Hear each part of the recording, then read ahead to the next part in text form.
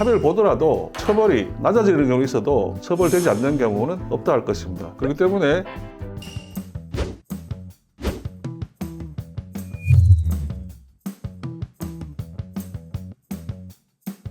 안녕하세요. 부모의 발일정 부산사무소의 강백철 이우덕 변호사입니다.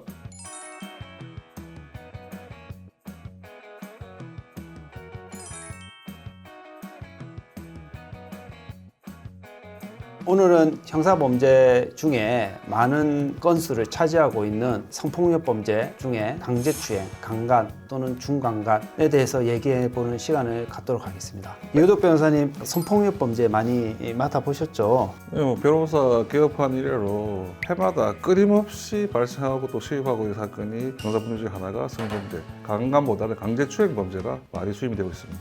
이우덕 변호사님은 법조 경력, 변호사 경력이 몇 년 정도 되시죠? 거의 한 20년 가까이 되고 있습니다. 강제추행하고 강간하고 그리고 중강간 이게 어떤 범죄인지에 대해서 좀 알기 쉽게 설명을 부탁드릴게요. 네, 우리 형법에서 대표적으로 규정하고 있는 성범죄가 강간, 강제추행, 준강간, 준강제추행입니다. 이 강자는 강제를 의미합니다. 강제추행은 폭행 또는 협박을 이용하여 추행하는 경우인데, 이때 그 추행이라는 것은 상대방의 의사에 반해서 폭행 협박을 통해서 폭행 또는 협박을 한 부분이 신체적 부위 접촉을 했을 경우에, 과거에 판례에 비춰봤을 때는 가슴이라든가 엉덩이, 성기 부분 이런 경우를 만졌을 경우에 추행이 성립됐으나, 최근에는 성적으로 민감 부위 아니더라도 어깨 부위라든가 팔, 다리, 머리, 즉 상대방의 의사에 반해서 접촉을 했을 경우에 상대방이 성적 수치심을 느꼈거나 유발되었을 때는 통상적으로 강제추행이 인정되고 있습니다. 그리고 두 번째로 그 강간은 말 그대로 강제로 간음하는 경우인데, 쉽게 말해서 상대방의 의사를 제압해서 폭행 협박으로 눌러서 강제로 성관계를 만든 걸 강간이라고 합니다. 상대방이 심신상실 또는 한거불능 상태에 있을 경우 이를 이용해서 간음, 추행을 하는 경우인데, 여자가 술에 취해서 몸을 못 가눌 정도라든가 이렇게 쓰러져 있는 경우에 그 틈을 이용해서 만지거나 간음을 한 경우에 중강간, 준강제추행죄가 성립한다는 것입니다. 그러면 만약에 이제 강제추행하고 강간, 그다음 중강제추행, 중강간의 이제 혐의로 조사를 받거나 또는 조사를 받은 이후에 이제 재판을 받는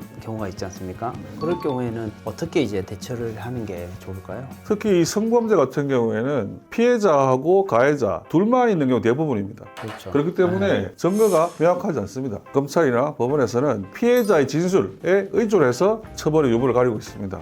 그렇기 때문에 이 피해자의 진술을 신빙성을 깨는 게 상당히 중요합니다. 그래서 다른 범죄와 달리 이 성범죄는 수사 단계에서 또는 피해자가 고소 의사를 비추었을 때 그때 바로 변호사를 선임해서 대응을 하셔야만이 그나마 가해자한테 유리한 결과를 도출할 수 있습니다. 그러면 수사 단계하고 재판 단계하고 좀 나눠서 좀 설명이 가능할까요? 네, 이 성범죄의 경우는 피해자의 진술이 유일한 증거이거나 유력한 증거입니다. 그렇기 때문에 피해자의 진술 외에 증거가 될 수 있는 부분이 가해자의 수사 단계 피의자 신문을 받을 때 한 진술이 또 법정에서 유력한 증거로 사용됩니다. 그렇기 때문에 수사 단계에서 진술을 잘못하거나 또는 본인의 의도와 관계없이 다른 진술을 하였을 경우에 본인에게 상당히 불리한 증거로 제출되기 때문에, 이러한 그 성범죄로 수사기관에 가서 불려갔을 때 조사를 받을 때는 상당히 당황하기 때문에 본인이 어떤 진술을 했는지 기억을 하지 못합니다. 그렇기 때문에 반드시 변호사를 동반해서 진술이 끝났을 때 전체 읽어보고 날인하기 전에 이러한 진술을 한 게 맞느냐, 이런 의도로 진술을 했느냐, 이런 걸 반드시 확인하고 그렇게 날인하셔야만이 진술이 법정에 갔을 때 불리하게 적용되지 않도록 해야 되기 때문에, 반드시 피해자가 고소 의사를 비추거나 또는 수사기관에서 조사를 받으러 나오라 했을 때는 다른 범죄보다 변호인을 선임해서 가는 게 가장 중요하다는 것입니다.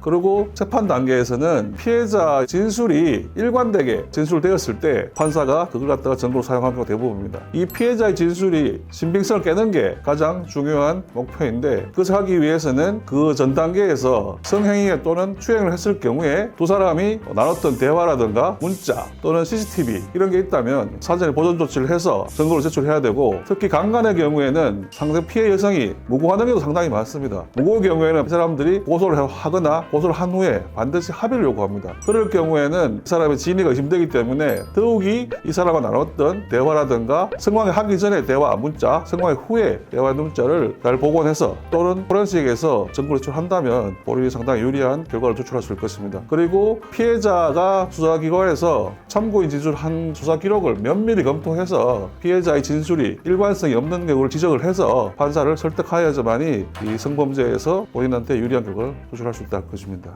쭉 얘기를 들어보니까 수사 초기에 변호사 선임하는 게 제일 중요한 것 같고, 만약에 이런 수사 단계부터 재판 단계에 거쳐가지고 유죄가 됐잖아요. 그랬을 때 이제 처벌에 대한 수위가 또 궁금할 것 같은데, 처벌에 대한 수위가 어느 정도가 될까요? 강제추행 범죄의 경우는 초범인 경우는 대부분 상해가 발생하지 않는 한 단순 강제추행일 경우에는 약식명령, 즉 벌금형으로 끝나는 게 대부분입니다. 때가 좀 심했을 경우에는 실형까지는 거의 가지 않는 상태입니다. 그렇지만 강간의 경우에는 강제추행과 달리 3년형 이상으로 규정되기 때문에 상당히 중한 범죄입니다. 그렇기 때문에 강간죄가 성립한 경우에는 초범이라도 심지어 합의를 보더라도 실형이 나오는 경우가 대부분입니다. 그래서 유죄가 인정되었을 경우에는 최소한 합의를 봐야 되고, 가해자들 같은 경우에는 합의만 보면 예전처럼 처벌되지 않는 경우를 알고 있는데, 이러한 친고죄가 2017년도 이후로 폐지되었기 때문에 합의를 보더라도 처벌이 낮아지는 경우 있어도 처벌되지 않는 경우는 없다 할 것입니다. 또 합의가 안 되었을 경우는 요즘은 형사특례 공탁 제도가 생겨서 공탁을 하면 형이 낮아질 수가 있습니다. 수사 단계에서 불송치, 또는 검찰 단계에서 혐의 없음, 또는 이제 재판 단계에서 이제 무죄가 되는 경우가 있잖아요. 그럼 실제 이제 이우덕 변호사님이 맡았던 사건 중에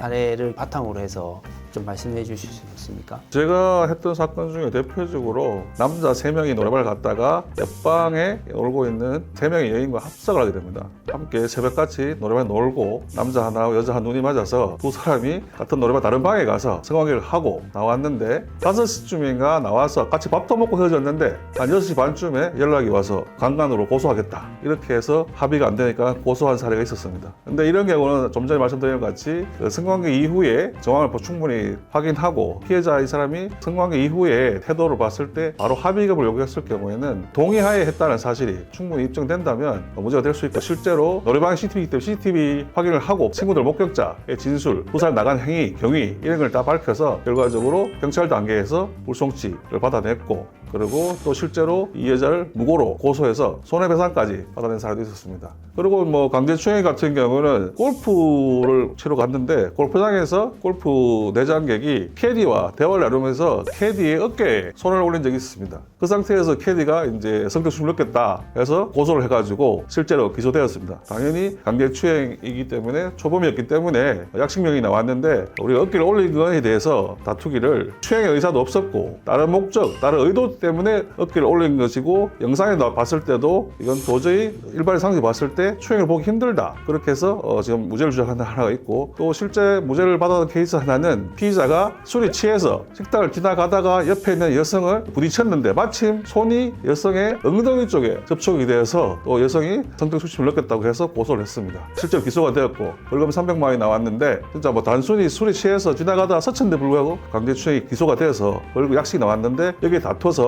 실제로 술에 취해서 비틀거리다가 전혀 의도가 없이 스친 거다, 이게 입증이 돼서 무죄를 받은 사례도 있었습니다. 이 부분에서 가장 중요한 거는 강간의 경우에는 성관계 이전 이후에 피해자의 태도, 이걸 입증하는 것이 실제로 동의가 있었다거나 서로 눈이 맞아서 화가 이럴 정도라고 입증이 된다면 충분히 무죄를 받아낼 수 있고, 또 강제추행 같은 경우는 접촉을 하더라도 이거는 성적 추행 의사가 없었다는 거 명명히 밝힐 수 있거나, 또는 과실에 의해서 부딪힌 거지 의도적으로 추행을 한 게 아니라는 것을 소명하고 입증한다면 충분히 무죄를 받을 수 있다 할 것입니다. 한 번의 실수 또는 잘못으로 성폭력 범죄자가 된다면 전과가 되고, 이 성폭력 범죄는 이제 부수 처분이 있습니다. 이게 지금 신상정보 등록 의무가 있고 취업 제한 등 많은 불이익이 있습니다. 그래서 이런 중요한 이제 시점에서 최대한 변호사를 빠른 시간 내에 선임을 해서 조력을 받는 게 제가 봤을 땐 제일 중요하다고 생각합니다. 성폭력 범죄로 고소를 당해서 조사를 받을 예정에 있거나 그 다음에 재판을 받을 예정에 있는 분들은 이제 저희 법무법인 발을정 부산사무소 찾아주시면 저희들이 20년, 10몇 년 동안 했던 그 변호사의 경험을 바탕으로 해서 좋은 결과가 나올 수 있도록 그렇게 하겠습니다. 이상 법무법인 발을정 부산사무소의 강병철 변호사, 유덕 변호사입니다.